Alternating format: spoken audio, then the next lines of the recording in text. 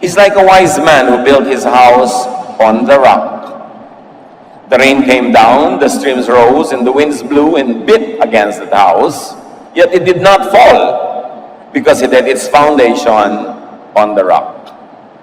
Sino man daw ang makapakinig ng salita ng Panginoong Diyos, ni Jesus, at sumunod dito, at ito'y isabuhay, ay matutulad sa isang napakatalinong tao na nagtayo ng bahay sa ibabaw ng malaking bato, bundok na bato. Umulan man daw, tumaas ang tubig, lumakas ang hangin at hampasin ang bahay na ito, ay hindi ito matutumba, hindi ito matitinag, dahil ito ay nakaugat, nakatungtong sa bato. So hearing and obeying the words of Jesus is like building a house on the rock. And take note of the Greek rendition, the rock, not a rock. Hindi isa lang na bato, kundi ang bato. Specific na bato, hindi kahit anong bato lamang. And house here could mean faith. Of course, it means spirituality, and it refers to eternal life. Even daily, practical life. Ang pinag-uusapang bahay na itinatayo natin ay ang ating pananalig, ang ating espiritualidad, ang buhay na walang hanggan, at maging ang pang-araw-araw na paraan ng ating pamumuhay, maihahalin tulad sa isang bahay na ating binubuo. Kailangan nakatayo, nakatungtong sa bato, nakasandal sa pader. Therefore, those who listen to and obey Jesus build their spirituality and faith and eternal life on the rock, the strong foundation. Pinakalinaw-linaw dito na upang makabuo tayo ng isang matibay na pananalig, isang buhay na walang hanggan na hindi matitinag ng anumang uri ng pagsubok o ng paghuhusga, kailangan ito ay nakasalalay kay Jesus sa pakikinig sa kanyang turo at sa pagsunod dito. Hindi sapat na madinig, kailangan sundin. At hindi sapat na makinig at sumunod kahit kanino na lamang, dapat kay Jesus kasi siya ang tunay na bato. The words of Jesus and the person of Jesus are the rock. Ano man ang ating pananalig, ano man ang ating values, ano man ang gagawin nating method, approach to life, philosophy in life, dapat nakaayon sa katuruan ni Jesus para ito ay maging matibay, matatag, at ito ay makalampas ng kahit anong pagsubok, lalo na ng judgment. 1 Corinthians 10, 3-4, they all ate the same spiritual food and drank the same spiritual drink, for they drank from the spiritual rock that accompanied them, and that rock was Christ. Here, Paul is very clear about who the rock was and who the rock is. None other than Christ. Paul was referring to the Exodus, when the people in the desert ate bread coming from heaven and drank from water that gushed out of the rock. Symbolically, metaphorically, and practically, Paul was saying that rock was Christ. The life of the people of the Exodus, the life of the people then and now, all depend on this rock. And Paul is clear in identifying who the rock was. The rock was Christ. Those that build their faith and spirituality based on Jesus and His teachings build on the strong foundation. Ang tanong ay, may iba pa bang rock? Maraming itinuturing ang mga tao na kanilang rock. Kaya doon naman sila nagbabase ng kanilang pananalig, ng kanilang pamantayan sa buhay, ng mga values nila, ng kanilang sense of morality, sense of right and wrong, at pati na kanilang kaligtasan ay doon nila iniaasa. Pero ang sinasabi ng Biblia at nililinaw ni Paul, there is only one rock, and that is Jesus.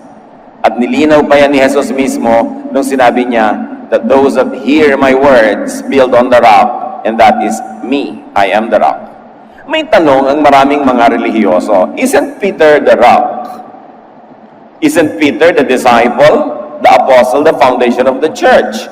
Dahil sa sinabi ni Jesus sa Matthew 16:18-19. Sabi niya kay Pedro, dahil kausap niya, and I tell you that you are Peter, and on this rock I will build my church, and the gates of Hades or hell will not overcome it. Napakaraming naging misreading ng verse na ito. Ang pinagmula nito ay yung kwento na isang araw na nagdatingan ng mga disipulo ng Panginoon mula sa pagmimisyon kung saan-saan, ay tinanong sila ni Lord. Sabi ni Jesus, ano ba ang sabi ng mga tao kung sino ako? At sabi nila, well, sabi ng iba, si John the Baptist ka raw. Sabi ng iba, kayo daw ay si Jeremiah or one of the prophets. At sabi ni Jesus, kayo, anong sabi niyo kung sino ako? Ikaw, Pedro, na ang pangalan niya talaga ay Simon or Cephas. Sabi niya, Pedro, anong sabi mo sa mga tao kung sino ako? At sabi ni Pedro, I told them that you are the Son of God, the Messiah. At ito ang sinabi naman ni Lord. Blessed are you, Simon, because I never told you this. No human being told you this. It is the Father in heaven that must have told you this. At yan itinuloy niya. And I tell you, if I am the Christ, and you are Peter, and on this rock I will build my church, and the gates of Hades will not overcome it. And the reading in English confuses many people because they think that the rock and Peter were one and the same. And there is a play of words here na dapat himayin. Yung Matthew 16:18-19, if we're going to read it in Greek, especially the nouns, sabi ni Lord kay Peter, I tell you that you are Peter. It's a new given name. In Greek, it was Petros, a male, a masculine noun, meaning a small rock. Kaya nung sinabi ni Pedro kay Jesus, I told them that you are the Christ. Sinabi naman ni Jesus, and I tell you, you are Petros. Ito na ang bago mong pangalan, small rock. You are Petros. And on this, the rock. In Greek, it is the article the, very definite. And I tell you that in this, the rock, or the Petra, a feminine noun, meaning a boulder, a big rock, I will build my church, and the gates of Hades will not overcome it. So the Petra on which the church would be built is not the Petros, the new name of Peter. Read it in Greek and it will be very clear. Ang English kasi can be very confusing. As they say, all translations are bastards.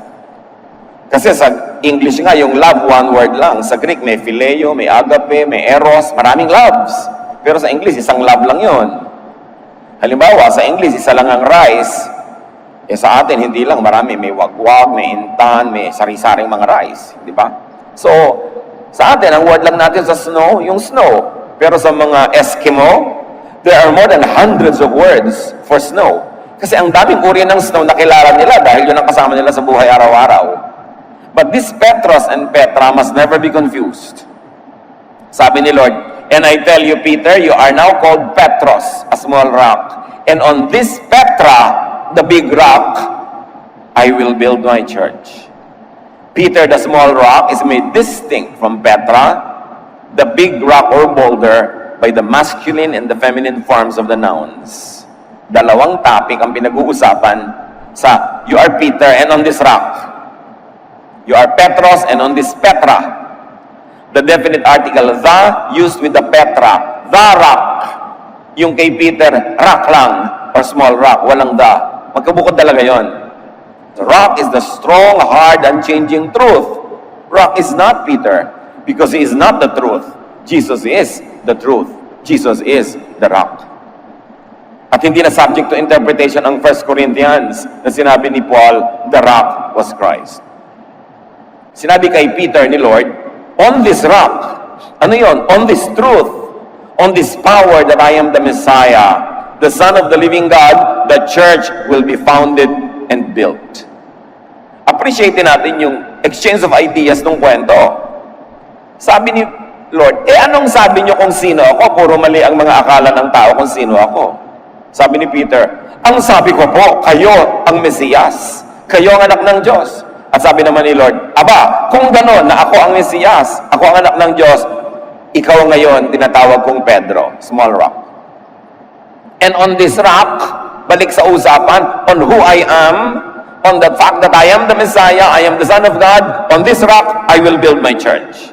Magkakaroon ng church dahil ako ang anak ng Diyos. Magkakaroon ng church dahil ako ang Mesiyas. Paano naman magkakaroon ng church founded on Peter na isang, kailangan natin siyang irespeto, marami ang kanyang serbisyo sa church, pero hindi siya ang anak ng Diyos at hindi siya ang tagapagligtas, hindi siya ang namatay sa krus, hindi siya ang nabuhay na muli. Paano naman ipapatong sa kanyang iglesia? Paano naman siya ang magiging foundation ng church? All common sense tells you that it cannot be. And the subject of the paragraph was who Jesus was. And when Peter identified him correctly as the Son of God, the Messiah, sabi ni Lord, yes, on that truth, on that rock truth that I am the Messiah, that I am the Son of God, the church will be founded. Magkakaroon ng kaligtasan, magkakaroon ng iglesia, dahil totoo na ako ang anak ng Diyos at ako ang Mesiyas. The church won't and couldn't be founded on Peter, a mere man. 1 Corinthians 10:3-4 is very clear. That rock was Christ. Meron kasi kumisang bansag na Peter the rock. Yes, Peter, a small rock, Petros. Pero hindi siya yung Peter the rock, Petra, on which the church will be built.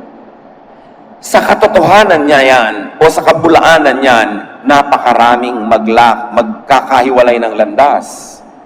Dahil napakarami na mananalig na si Pedro ang tungtungan ng iglesia. That he founded an institution and that it is the only ark of safety and salvation according to its own internal teachings. But that is not how to read the Petros and the Petra of Scripture. Wala lang naka-question ng katuruan na yan dahil nung araw ang mga tao naman hindi nagbabasa ng Biblia, hindi nila kayang basahin ng Biblia, hindi sila marunong magbasa.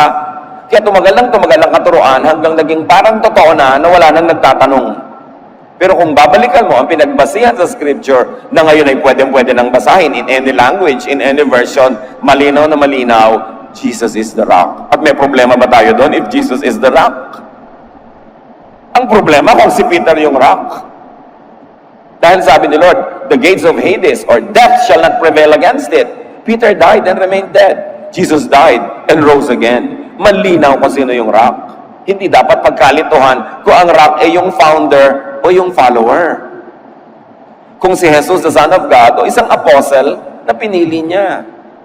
Hindi natin dinidisregard si Peter, pero inilalagay natin siya sa tamang lugar in relationship to Jesus, who is the Son of God, na siya namang dapat talagang ilagay sa tamang lugar.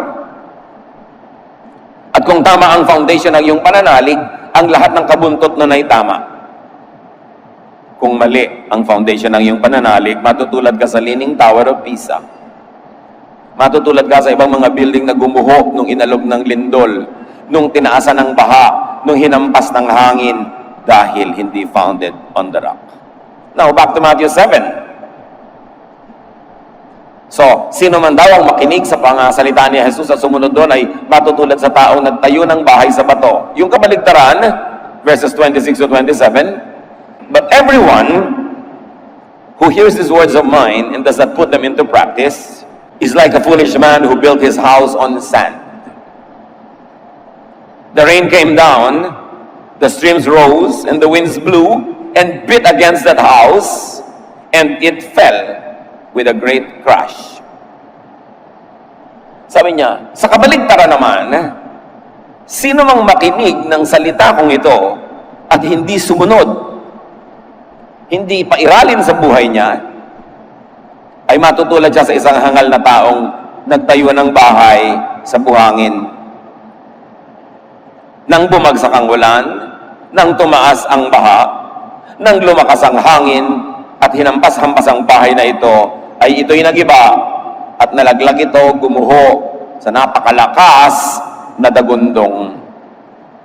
Nagiba, kasi it did not stand the test. The rain could be trials, and very especially, judgment. Those that base their faith on sand will not pass the test. Nasubukan nyo na ba na tumuntong sa buhangin sa tabi ng beach? Ganon biglang umalon, dumating ang tubig sa paligid ng inyong mga paa.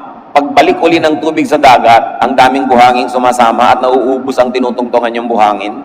Ganon ang nakatayo sa buhangin. Nawawala, nalulusaw ang tinutungtungan, ang inaasahan. Sand could be anyone aside from Jesus that we listen to. Sand could be any teaching aside from Jesus' teaching that people follow. Malungkot ang wakas ng nakatayo sa buhangin. Yung Leaning Tower of Pisa, nagagandahan lang ng mga raming tao kasi kakaiba, pero ang worry nila lagi, pwede na siyang gumuho any moment. Hindi kasi nakatapak sa matibay na pundasyon. Building lang yon, non-living thing. Paano ang iyong espiritu? Paano ang iyong kaluluwa kung hindi ka nakatapak sa bato? Paano ang iyong pangaraw-araw na buhay, ang iyong mga value system? Paano ang mga desisyon mong ginagawa kung hindi nakatungtong sa turo ni Jesus? Paminsan-minsan, nakakasurvive, pero madalas, hindi. Alat tsamba. Pero ang nakatungtong sa bato, sabi ni Jesus, kailanman hindi matitinag. Kaya mahalagang unawain kung sino ang batong ito.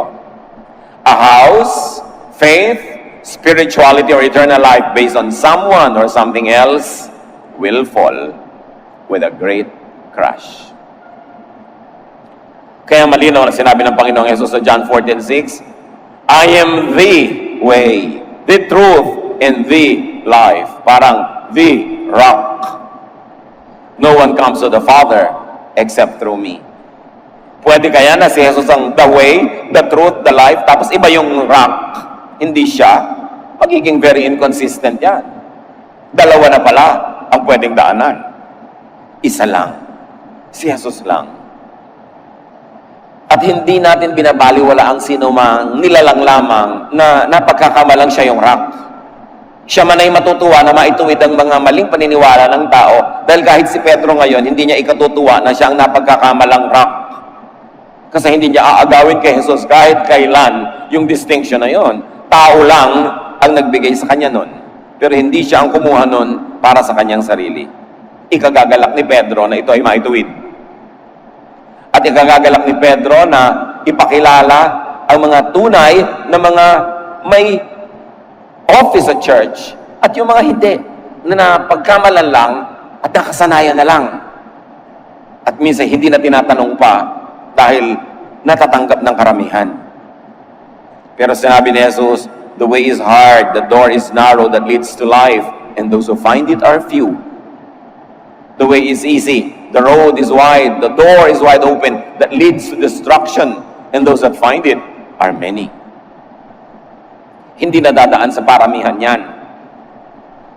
Ang katotohanan ay dinadaan kung ito'y nakakapit sa salita ni Jesus, sa katuruan ng Scripture, hindi sa tradisyon, kaugalian ng tao. After an unusual teaching was shared by Jesus, many deserted Him. Alam niyo ang Panginoong Jesus, dumating siya upang ituwid ang maraming pagkakamali, lalong-lalo ang mga religious beliefs and mistakes of His own people. Hindi nagustuhan yon ng religious establishment, kaya siya ipinapatay. At si Jesus ay nagtuturo ng tama para palayain ang mga tao mula sa mga pagkakatali sa kung ano-ano mga kaugalian at tradisyon na hindi naman kailangan. Pati yung mga taong pinapalaya niya, nagalit sa kanya. Marami siyang tinuturuan ng tumalikod sa kanya. Konti na lang natira. At yung mga natira, tinanong niya sa John 6:65 to 68. He went on to say, that is why I told you that no one can come to me unless the Father has enabled him. From this time, many of his disciples turned back and no longer followed him. You do not want to live too, do you? Jesus asked the 12. Simon Peter answered him, Lord, to whom shall we go? You have the words of eternal life. Nung maraming nagtalikuran kay Jesus dahil sa mga katuruan niyang kakaiba sa pandinig, tinanong ni Jesus ang mga konting natira, o kayo rin ba, tatalikod na rin sa akin? At sabi ni Pedro, Eh, kanino naman po kami susunod? Kayo ang nagbibigay ng buhay na walang hanggan. Ang salita nyo ang nagbibigay ng buhay. Marami kasi ganyan mga relihiyoso Turuan mo ng tama, magagalit sa'yo. Palayain mo mula sa mga kadiliman, magagalit pa. Dahil gusto nilang manatili sa kadiliman. Pero sabi ni Lord, kaya nga kaya sinabi ko sa inyo, liban na lang kayo pagkalooban ng Ama sa Langit ng grasya, hindi nyo talaga maiintindihan. Kasi sobrang nakalubog ang mga tao sa kadiliman, sa kamangmangan, na sa katagalan na nandun ay nagmukha ng iyon ng standard at yun ang tama. Sa inyo, marami talagang hindi uunawa dahil hindi sila magbubukas ng kanilang puso. Pero sabi ni Pedro, kami po, bukas ang aming puso. Nakita na namin na kayo ang tagapagligtas. Wala na iba pang panggagalingan ng salitang nagbibigay ng buhay. Sa inyo kami, kahit ano pa ang mangyari. Itong Pedrong ito, ang pinagkamalang ngayon ng tradisyon na naging rock, I'm sure ikinalulungkot ni Pedro yon. Hindi niya gusto yon. Dahil hindi naman siya ang pinanggagalingan ng buhay na walang hanggan. At hindi niya kahit kailanman tatangkain na kuhanin yung title na yon. Mga kapatid, napakalinaw, don't build on sand. Kung kayo man ay magpapagawa ng bahay, lalo't may budget, lalo't maganda ang bahay at gusto nyo magtagal, pinipili nyo talaga ang foundation. Nakita ninyo, yung mga pumili na bumili sa mga subdivision at tabi ng ilog, ito yung may baha, ito yung may bagyo, ninenervyos. Kasi nandun ang foundation ng bahay nila Yung mga naman pinili, kahit hindi sila conscious na nung napili nila, nandun pala sila sa mga bato, sa mga burol, tuwang-tuwa sila sa naging choice nila, dahil ngayon, tuwing may baha, tuwing may bagyo, hindi sila gaanong nangangamba, hindi tulad ng mga nasa tabing ilog, hindi mga nasa gilid ng bundok, na pag 3 araw ng umuulan, lumalambot na yung lupa, pwede mag-landslide na at matabunan sila. Talagang location, location, location. It depends on where you are. Kahit sa business. Ang ganda-ganda ng business mo, pero nasa 2nd floor, naku, madalas lalangawin ka. Lalo sa mga Pilipino, ayaw umakyat ng hagdan. Kaya nga, kahit may overpass, tatawirin na yung daan, kahit may malaking, marami nang namatay dito sign. Ayaw umakyat ng hagdan. Ang negosyo mo nasa 2nd floor, naku, himala na lang para yan mabuhay. Location, location, location. Nakakita na ba kayo ng mga bahay na mas mababa kaysa sa kalsada? Meron nawala ng preno, sa silong nila nagtuloy. Location. Bahay lang yon. Ang kaluluwa nyo, ang kaligtasan nyo, saan nakalagay? Pag dumating ang araw ng paghuhukom, will you pass the test? Will you be with the majority? Sabi ni Lord, the road is narrow. The door is narrow. The road is difficult that leads to life. Those that find it are few. There is no security in the majority when it comes to spiritual correctness. Sinabi na sa scripture na napakaraming maliligaw. Identify who and what is sand in your life. Ano ang pinagmumula ng maling turo? Ano ang pinagmumula ng hindi naman mukhang maling turo dahil mukha namang tama, pero pagdating ng araw, lalabas din palang mali. Sabi sa Hosea 4:6, my people are destroyed for lack of knowledge. Dahil sa kakulangan ng kaalaman, dahil sa kamangmangan, ang mga tao ay mabubulid, maliligaw, masisira.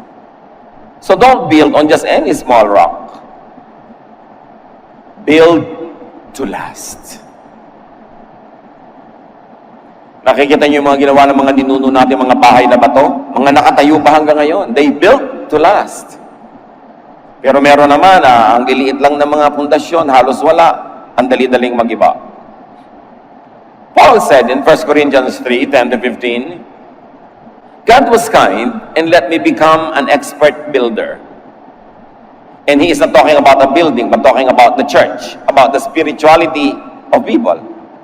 I laid a foundation on which others have built. But we must each be careful how we build. Because Christ is the only church foundation.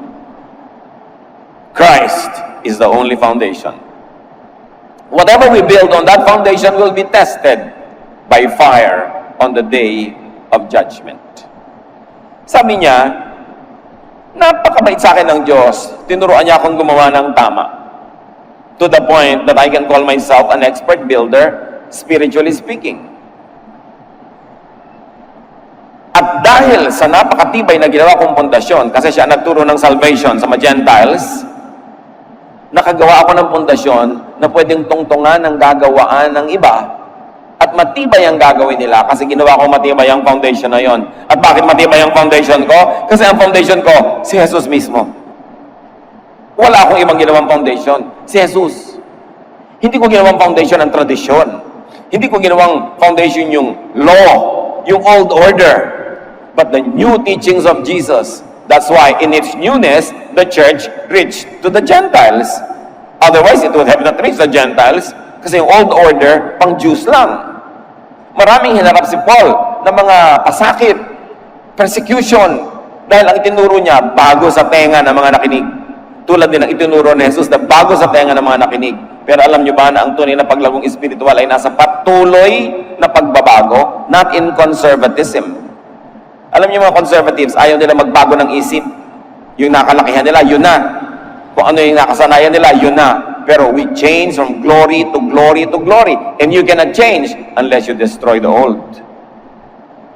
You cannot build a new one unless you destroy the old. And there should be no sentimentality or romanticism in the destruction of the old. Because we continue to grow and evolve in our spirituality. And we grow from glory to glory. But the foundation is the never-changing fact that Jesus is the rock. Exodus times pa lang, hanggang panahon nila Paul, hanggang ngayon, siya pa rin yung rock. At sabi ni Paul, whatever we build on this foundation will be tested on the day of judgment. Lahat tayo mga kapatid, kasama sa pagbuo ng spiritual house, the church. Ang foundation si Jesus. Bawat miyembro ng church naglalagay ng isang bato, isang brick, isang part. Lahat tayo kasi bumubuo nung body of Christ. Pero sabi ni Pablo, alam nyo, yung mga pinaglalagay nyo dyan, itetest siya ng panahon. Kumakanta ka, yung kanta mo, itetest siya ng panahon. Nagtuturo ka ng Bible class, itetest ng panahon. Naglilingkod ka, nagdodonate ka, may ginagawa ka, susubukin niya ng panahon. At ang susubukin ano yon? Nagbunga ba yan ng kaligtasan ng iba? Nagbunga ba yan ng paglago ng mga naligtas na? Talaga bang may bunga o wala? Kasi, sabi sa ni Jesus, you must bear fruits, fruits that remain. Kaya dapat quality. Kakanta ka, malinaw ba yung letra o parang nilalamon mo ang mga letrang para kang umaatungal na binabangungot? Kasi kung hindi nila naintindihan, hindi tatalab sa espiritu, walang mababagong ugali, walang maliligtas, walang i-improve na area of salvation, therefore walang bunga. Time will test the fruit of your work. Nag-preach ka, nag-Bible study ka, nalinawan ba yung leksyon? Yung linaw na nagkaroon ng pagbabago yung espiritu. Kasi yung espiritu ang eternal Nagkaroon ng improvement. Nalapit pa ng nalapit sa original na image ni Jesus. Yung taong nakinig sa iyo dahil sa linaw ng iyong pagtuturo. Sa bait na ipinakita mo at buti, na ituro mo ba ang kabutihan ni Jesus? Sa kagandahang loob mo, sa excellence ng iyong pagtatype, sa excellence ng paggawa mo ng poster o ng dekorasyon, na elevate ba yung espiritu ng mga tao para makita nila yung kagandahan ng Diyos? That they are transported from their mundane daily existence to a higher level of spirituality because of your art or your science or your craft. Time will test your work. Okay, nagbigay ka ng donation, pero saan? Kanino? Yung bang ibinigay mo na yon, nagkaroon ng bungang kaluluwang naligtas? O mga naligtas na naturuan, umasenso, o mga nagugutom na napakain, kailangan may bunga. Sabi ni Paul sa pagpapatuloy, then, everyone will find out if we have used gold, silver, and precious stones, or wood, hay, and straw. We will be rewarded if our building is left standing. But if it is destroyed by the fire, we will lose everything. Yet we ourselves will be saved, like someone escaping from the flames. Sabi niya, kumanta ka, pero gold ba, silver, precious stone, o kahoy, damo. Nagbigay ka, pero mahalaga ba sa'yo? O mga tira-tirahan mo lang ang ibinigay mo? Nagbigay ka ng talent, pero yung best ba? O yung pwede na yan? Sabi niya, alam nyo, i-expose siya ng panahon. Kasi lahat ng ginawa mo, dadaan sa apoy. At lahat ng matutupok, baliwala, hindi madadala sa kabilang buhay. Yun lang hindi matutupok because of its quality. Ang madadala mo, crowns of life, crowns of glory in eternity. Sabi, pero kung tunay ka namang ligtas, kaya lang walang kakwenta-kwenta, ang mga serbisyo mo, lagi kang absent, walang quality, maliligtas ka naman dahil ligtas ka na.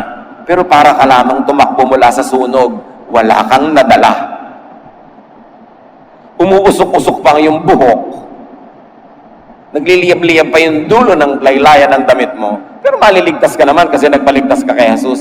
Pero wala kang kadala-dalang kayamanan na iaalay sa paanan ng Panginoon habang panahon. Kaya sabi ni Pedro, kaya alam niyo, ni Paul, alam niyo ako, hindi sa pagyayabang, kasi totoo lang, I gave my best. At pagdating ng panahon, lahat ng ginawa nating mga anak ng Diyos ay idadaan sa apoy, kay raming matitira, because I know I gave my best. Eh kayo, ano matitira? Kayong-kayo lang, kaluluwa niyo, walang kadala-dala. Kasi walang madadalang treasure in heaven. Kasi walang planting that was done on earth. At nilinaw ni Paul, only that which is done for Christ will last. Only that which is founded on Jesus will stand the test. So marami kang ginawang kabaitan, kagandahang loob, but not in the name of Jesus, not in the context of your faith in Jesus, it will not stand the test. Marami kang ginawang religious activity, pero hindi naman founded on the rock. Basta religious activity lang, wala kang madadala. Kung sakali mang ikaw ay ligtas nga. Kaya mahalaga mga kapatid, ang usapin ng who is the rock, are you founded on the rock? So build on the rock, build on Jesus. And how is that done? Know the teaching of Jesus. How can you build on the teaching of Jesus when you don't know the teaching of Jesus?